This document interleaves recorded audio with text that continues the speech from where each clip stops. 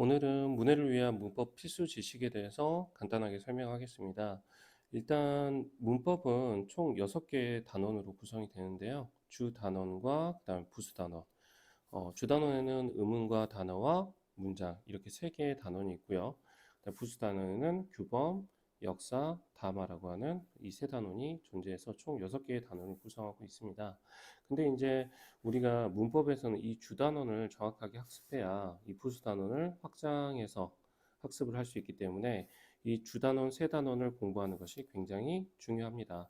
근데 갑자기 오늘 왜 문해를 위한 문법 필수 지식을 이야기하는 거냐면, 일단은 우리가 문해라고 하는 거를 가르치기 위해서 결국 우리가 사용하는 방법 문장 읽기를 하고 있는데요. 결국 문장 읽기에서 가장 중요한 게 바로 핵심어를 찾는 능력입니다. 근데 핵심어를 찾으려고 한다라고 하면 일단 가장 중요한 건 결국 이 문장이라고 하는 거를 정확하게 이해를 하고 이 문장 안에서 문장의 성분들을 정확하게 우리가 학습할 수 있어야지 핵심어를 찾을 수가 있거든요. 그래서 오늘은 문장 읽기에 대한 기초 지식으로서 결국 문장에서 특히 이제 문법에서 문장 단원에 대한 강사 교육을 진행하도록 하겠습니다.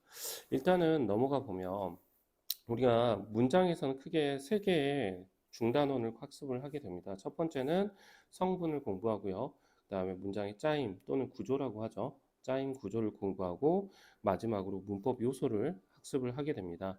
근데 우리가 기본적으로 문장 성분을 학습할 때 단순하게 아이들한테 암기식으로 학습을 진행하는 경우가 굉장히 많은데요.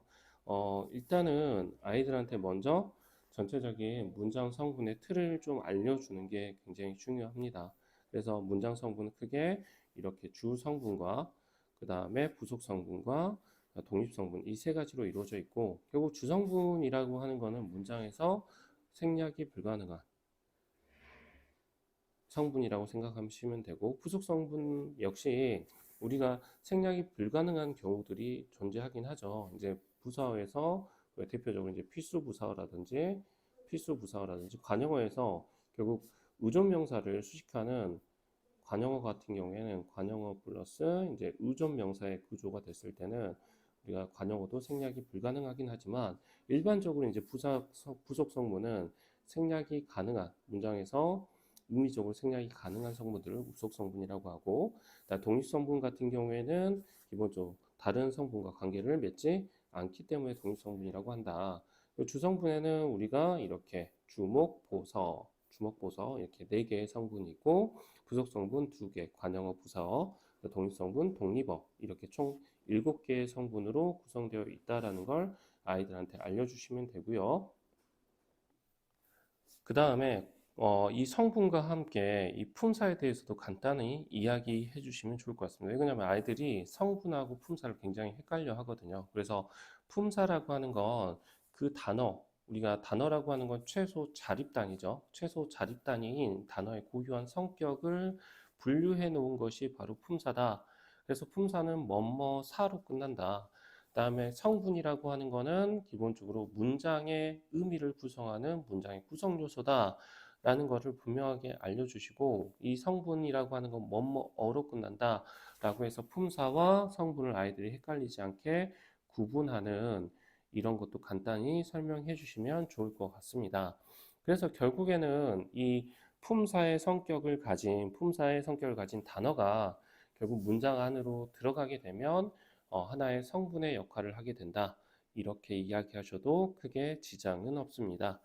그래서 이 성분을 공부한 다음에 두 번째로 이제 짜임을 공부하게 되는데, 우리가 짜임은 기본적으로 주어 서술어 관계를 따져보죠. 그리고 주어 서술어 관계에 따라서 주어 서술어 관계가 한 번 나타나면 후문장, 2번 이상 나타나게 되면 견문장 이렇게 나누게 되고요.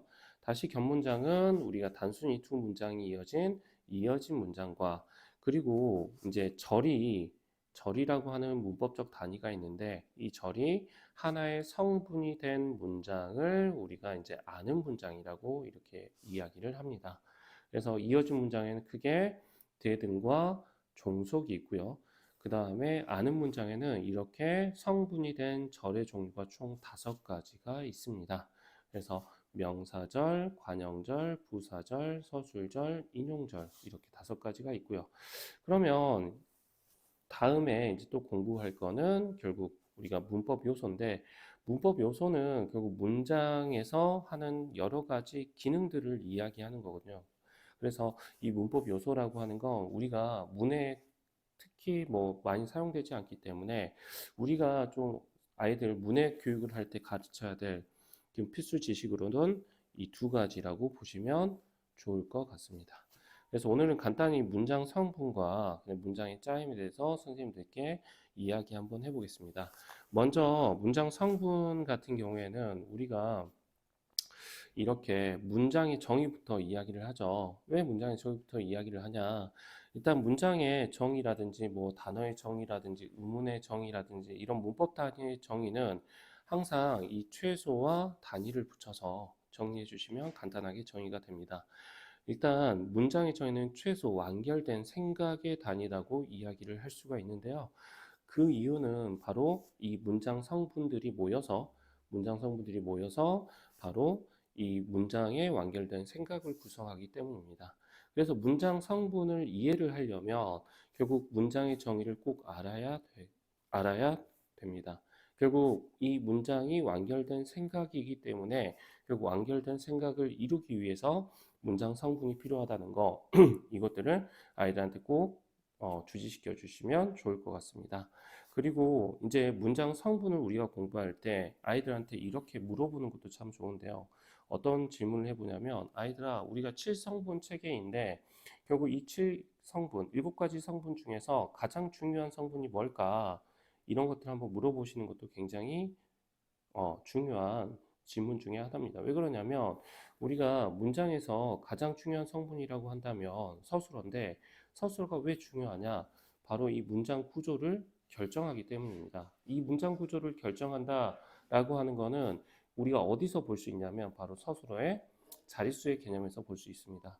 결국 서술어가 요구하는 문장 성분의 수를 우리가 서술어의 자릿수라고 얘기하는데요. 서술어는 이렇게 주어 한 자리만 요구할 수도 있고, 또는 주어와 목적어, 또는 주어와 필수부사, 또는 주어와 보어 이렇게 2자리를 요구할 수도 있고요. 또는 주어, 목적어, 보어, 또는 주어, 목적어, 필수부사 이렇게 3자리를 요구할 수도 있습니다. 결국 이 서술어가 문장의 구조를 결정하고 그 문장의 구조를 통해서 완결된 생각을 가져간다라고 하는 거, 이 부분들을 꼭 알아주시면 좋을 것 같습니다. 그리고 밑에 보면 이제 문장을 구성하는 문법 단위라고 하는 이 개념들이 나오는데, 이거를 아이들한테 단순하게 암기하게 하지 마시고 결국 이 문법 단위는 뭐가 되는 단위다? 바로 문장 성분이 될 수 있는 단위다라고 하는 걸 꼭 주지시켜 주셔야 되고, 그래서 우리가 문법 단위 중에서 문장 성분이 될 수 있는 단위는 어절, 그다음에 구, 절이라고 하는 게 있는데, 아까 절이 문장 성분이 되면 뭐가 된다라고 했죠? 견문장에서 아는 문장이 된다라고 했죠. 그래서 절이 가장 중요한 문법 단위라고 할 수 있습니다. 또 문장 성분이 될 수 있는 문법 단위로서는 하나의 단어도 문장 성분이 될 수 있다라고 하는 거 같이 알려주시면 좋을 것 같습니다. 그래서 여기서 문법 단위를 제시하는 건 뜬금없이 제시하는 게 아니라 결국 문장 성분이 될 수 있는 문법 단위들을 제시해 준 거다, 이렇게 생각해 주시면 됩니다. 그래서 이제 결국 우리가 가장 중요한 문장 성분을 공부할 건데, 우리가 문장 성분을 공부하면서 가장 중요한 게 뭘까요? 결국에는 문장 성분을 실제 문장 안에서 찾는 방법을 아이들한테 알려주는 게 가장 중요할 거라고 생각을 합니다. 그래서 우리가 문장 성분을 찾는 방법을 제가 조금 구조화해 봤는데, 이걸 참고해서 아이들한테 이런 방법으로 문장 성분을 찾는다면 좀 더 쉽게 찾을 수 있어 라고 안내해 주시면 좋을 것 같습니다. 일단은 제일 먼저 문장 성분을 찾을 때 제일 먼저 찾아야 될 문장 성분은 일단은 서술어를 가장 먼저 찾아야 됩니다. 왜 그러냐면 이 아까 말했듯이 이 서술어라고 하는 것은 기본적으로 문장 구조를 결정하고 그 다음에 문장에서 중심적인 역할을 하기 때문에 이 서술어를 먼저 찾아야 다른 성분도 찾기가 굉장히 수월해집니다. 그러면 서술어는 어떻게 찾냐? 간단하게 얘기해서 활용할 수 있는 것들은 다 서술어가 될 수 있다. 이렇게 얘기해 주시면 되는데 그 이유가 뭐냐? 결국 이 서술어가 될 수 있는 단어, 즉 품사는 용언입니다. 용언은 선생님도 아시겠지만 동사와 형용사를 용언이라고 하는데 이 용언의 구성이라고 하는 것은 기본적으로 변하지 않는 부분인 어간과 변하는 부분인 어미로 이렇게 나눌 수 있는데요. 어미가 이렇게 변화하는 현상을 우리가 활용이라고 합니다. 그래서 용어는 이렇게 활용하는 특성을 가지고 있기 때문에 서술어가 되는 용언이 활용의 특성을 갖는다라고 하면 서술어도 활용을 하겠죠. 그래서 우리가 나중에 이제 겹문장을 가르칠 때도 이 서술어는 활용할 수 있는 말, 즉 기본형, 기본형이라고 하는 건 끝에 다라고 하는 어미를 붙여주는 거예요.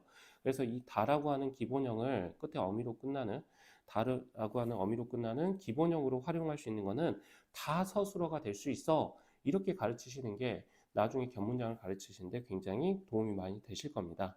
서술어를 활용하는 말 처소를 찾았다라고 한다면 이제 우리가 주어와 목적어를 찾아주면 되는데요.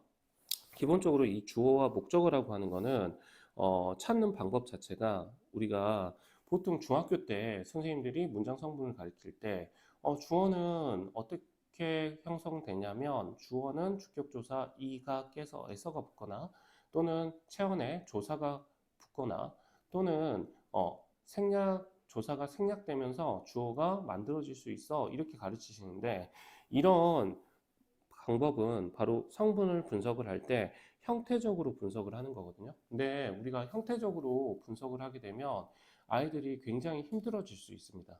왜 그러냐면 문장은 기본적으로 의미적 단위이기 때문에 형태는 굉장히 다양하게 변할 수 있거든요.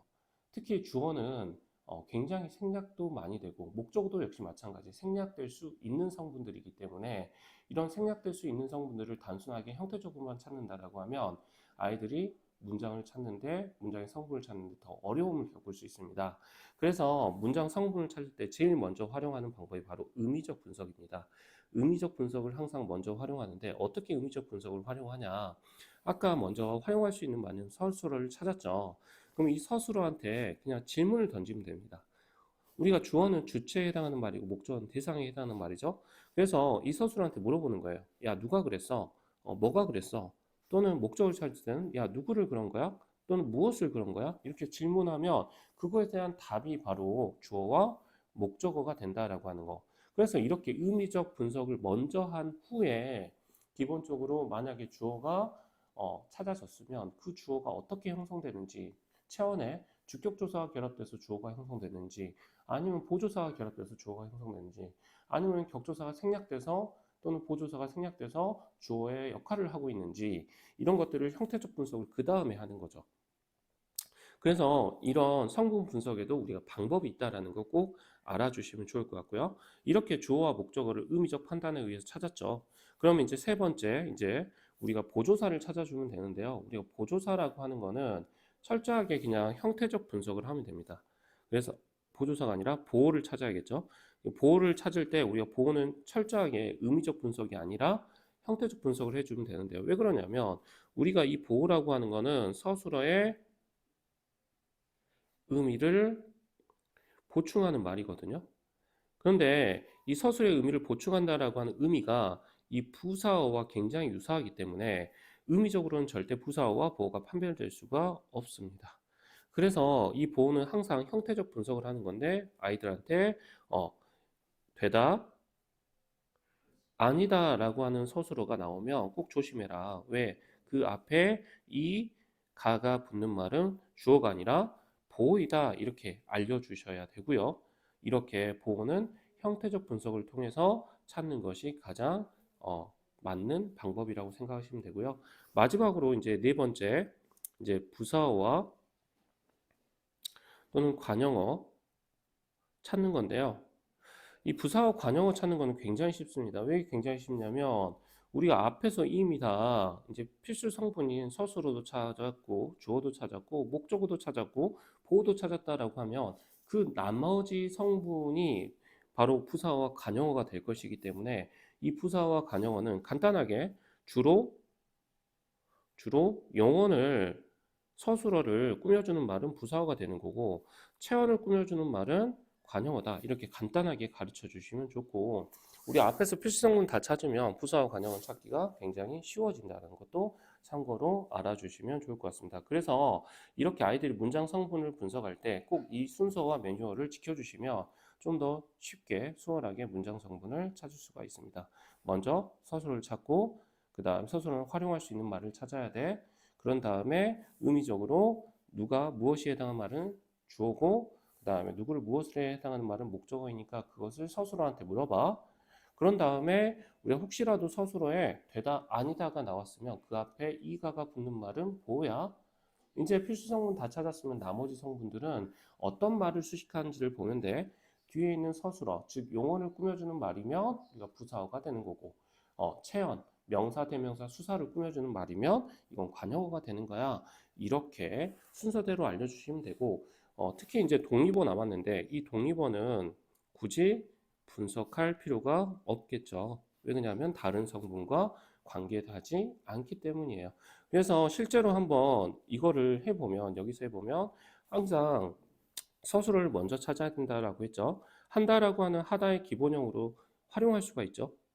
하다, 하고, 하니. 그럼 얘가 서술어가 되는 거고. 그럼 누가 하니? 철수가 해. 무엇을 하니? 운동을 해. 이렇게. 주어, 목적어, 서술 찾아주시면 되고. 그 다음에 화창하다. 화창하다 자체가 기본형이죠. 화창하다, 화창하고, 화창하니. 활용할 수 있네요. 뭐가 화창해? 날씨가 화창해. 주어죠? 주어 서술어. 그 다음에 조심해야 될 게 이런 것들인데, 우리가 기본적으로 갖고 싶다라고 하는 거는 본 용언과 보조 용언의 결합이죠. 그래서 본 용언과 보조 용언은 하나의 서술어, 한 개의 서술어로 취급을 해주시면 되고, 이 한 개의 서술어 갖고 싶어. 누가? 내가 뭐를? 옷을, 그쵸? 갖고 싶어. 여기 특이한 거 있죠? 봐보세요. 어, 여기서, 어, 우리가 이게 조심해야 될 게 이런 것들이거든요. 나는 그 옷이 갖고 싶다라고 했을 때, 여기서 만약에 이 일을 주격조사로 처리해야 될까요? 그게 아니거든요. 왜냐하면 나는 갖고 싶죠. 그죠? 갖고 싶다의 주체가 누가 갖고 싶어? 내가 갖고 싶죠. 뭘 갖고 싶어? 옷을 갖고 싶은 거예요. 그죠? 그럼 여기서 옷이라고 하는 거는 여기 뒤에 있는 이가 주격조사라고 절대 보면 안 되겠죠. 왜 의미상 뭐에 해당하는가? 대상에 해야 되니까. 그러니까 이 이는 논란의 소지가 있는 거예요. 형태적으로 봤을 때는 주격조사나 복격조사지만 의미적으로 봤을 때는 기본적으로 대상이나 결국 누구를 무엇을 해당하는 말이니까 이거를 단순하게 이가 붙었다고 해서 주격 주어다 이렇게 해버리면 그죠? 이 문장을 제대로 분석할 수가 없는 거죠. 이해되셨죠? 그 다음에 나머지 하나 남은 거 그라고 하는 거 뒤에 옷이라고 하는 체언을 꾸며주고 있으니까 얘는 관형어가 되는 거죠. 이런 식으로 분석해 주시면 되고 여기서 보시면 여기서 보시면 금이다 금이다 금이고 금이니 뭐가 침묵이 그럼 여기서도 마찬가지죠. 우리가 이제 침묵 은의 문장의 주어인데 기본적으로 주어가 형성되는 방법을 보니까 주격조사가 붙은 게 아니라 은이라고 하는 보조사가 결합돼서 주어를 형성하고 있고요. 그러니까 이런 식으로 먼저 의미적으로 주어나 목적어나 서술어를 찾아주고 그 나머지 형태적인 것들은 그 다음에 분석해도 되거든요. 봐보세요. 우리가 이거는 좀 조심해야 되는데 어, 길다, 뭐가, 코가 이렇게 주어 서술 관계 한 번 형성했죠. 그런 다음에 얘를 이제 절이라고 하는데 왜 절이라고 하냐면 기본적으로 이게 앞에 코끼리는 이라고 하는 또 하나의 주어가 형성이 돼요. 그래서 이 절은 우리가 이제 서술절이라고 하는데 서술절은 당연히 아까 절은 하나의 문장 성분이 된다라고 했죠. 당연히 서술어의 역할을 하고요. 그래서 이 서술어가 다시 코끼리라는 주어와 결합되는 구조거든요. 그래서 얘는 후문장이 아니라 견문장이 되는 거고 견문장에서 결국 절이 성분이 되고 있으니까 기본적으로 아는 문장이 되는 거죠. 이런 식으로 분석을 해주시면 되고 얘는 옷이라고 하는 건 좀 논란이 있을 것 같네요. 옷이라고 하는 거 얘는 분명하게 서술절은 아니에요. 의미상 그죠? 갖고 싶다의 주체가 되는 게 옷은 아니니까 그죠? 만약에 얘를 형태적으로만 따져서 분석을 하게 된다면 옷이 갖고 싶다. 옷이 갖고 싶다. 또 나는 이렇게 서술절로 볼 수도 있을 것 같은데 의미적으로는 옷을 갖고 싶다라고 하기 때문에 제가 생각하는 이가 기본적으로 강조하는 보조사의 역할을 하고 있는 거 아닌가 이런 생각도 해보는데 기본적으로 문법이라고 하는 게 이렇게 좀 다양하게 해석이 가능한 거죠. 다양하게 해석이 가능한 건데 그 기준 정의만 잘 잡고 있으면 됩니다. 그래서 이렇게 문장 성분을 분석해 주시면 되고요. 그런 다음에 문장 성분 분석한 다음에 기본적으로 넘어가시면 이제 여기 보면 이제 짜임이라고 하는 게 나오는데 우리가 짜임을 공부할 때 꼭 알아둬야 될 게 아이들한테 하나 외워야 될 게 바로 이 절 표지들이거든요. 아이들한테 이 절 표지는 꼭 외워주라 이렇게 해주시면 되는데 왜 절 표지를 외워야 되냐? 우리가 기본적으로 이어진 문장은 가르치기 굉장히 쉬워요. 왜냐하면 대등과 종속이라고 하는 거 이거 구별만 하면 되거든요. 견문장에서 당연히 이제 혼문장은 주어 서술어 한 번 관계, 견문장은 두 번 이상. 그래서 견문장 같은 경우가 우리가 당연히 중요하겠고 그 중에서도 당연히 이제 아는 문장이 중요하고 이어진 문장은 관심 받기인데 왜냐면 얘는 이거 두 개를 구별하면 되는데 구별 방법이 너무 쉬워요. 어떻게 하냐? 대등적 연결어휘만 외워주고 플러스 이 문장을 앞뒤 문장의 순서를 바꿔줘서 문장의 문장 순서 교체가 가능하다라고 하면 대등이고 가능하지 않다라고 하면 종속이거든요. 이런 식으로 구별해 주시면 됩니다. 그리고 이제 아는 문장으로 넘어가는데 일단은 이어진 문장, 견문장 이런 것들 한번 분석 한번 해볼까요? 이어진 문장부터 기본적으로 인생은 짧다, 예수는 길다. 그럼 여기에 고라고 하는 연결어미가 붙었죠. 그럼 우리가 대등적 연결어미에는 고, 며, 나, 지만, 거나, 든지 이렇게 나열, 대조, 선택 이렇게 6가지가 있는데요. 이 6가지 하나인 고가 쓰였다라고 하는 건 얘가 이제 대등이라는 거 알 수 있고 그다음에 앞 문장과 뒷 문장의 순서 바꿔보라고 했죠. 바꿔서 예술은 길고 인생은 짧다. 가능하네요. 그러니까 얘는 무슨 문장이다? 대등이다. 이렇게 분석해 주시면 되고 그러면 우리가 이 아는 문장이라고 하는 거 분석할 때 어떻게 해야 되냐? 아까 제가 맨 처음에 항상 서술어가 중요하다라고 했죠. 그래서 서술어 분석이 먼저예요. 그래서 여기서 보면 바라다, 잘되다 이렇게 활용할 수 있는 말이 두 개니까 얘는 서술어가 두 개죠. 그러면 당연히 혼문장이 아니라 견문장이 되겠죠. 서술어가 두 개니까. 그런 다음에 판단해야 될 게 바로 절 판단을 해야 돼요. 그럼 여기서 잘되다에 뒤에 어미가 기가 붙었죠. 기가 붙었다라고 하는 거는 얘가 아까 보면 명사형 어미가 붙었다라고 하는 거고 그러면 얘가 무슨 절이다? 명사절이다라고 하는 거를 알 수 있고 그러면 이 절을 또 관계를 분석을 해줘야 돼요. 잘되다. 누가 잘되다? 너가 잘되다. 그럼 얘는 주어 서술어의 명사절인 거. 주어 서술어의 관계를 가진 명사절이 되는 거죠. 근데 이 명사절이 아까 뭐가 된다고 했죠? 하나의 성분이 된다라고 했죠. 그럼 얘가 어떤 성분을 갖고 있는 어떤 성분의 역할을 하는지 전체 문장에서 그걸 확인해 줘 봐야 되는데 그거는 이제 뒤에 을이라고 하는 목적격 조사가 붙어서 목적어의 역할을 한다. 목적의 역할을 한다. 이렇게 형태적으로 분석을 해도 되고 아니면 전체 문장을 보는 거죠. 바라다. 누가 바라는 거야? 우리가 바라는 거야. 뭘 바라는 거야? 이거를 바라는 거거든. 의미적으로 지금 목적어를 역할을 하고 있기 때문에 이 명사절이 성분, 목적어의 성분 역할을 하고 있다. 이렇게 분석을 해주면 되는 거죠. 그래서 항상 이렇게 아는 문장을 가르칠 때는 먼저 절 표지를 먼저 아이들한테 좀 어느 정도 인지하게끔 지도를 하시고 그런 다음에 항상 우리가 얘도 똑같아요. 얘도 똑같이 아까 문장 성분 분석하는 방법들을 적용해서 주어 서술의 관계 또는 성분들의 관계를 잘 파악해 주시면 됩니다. 일단은 좀 급하게 영상을 찍느라고 말이 고르지 못했는데요. 일단은 이렇게 선생님들이 좀 확인하셔가지고 아이들 우리가 이제 문해에서 문장 읽기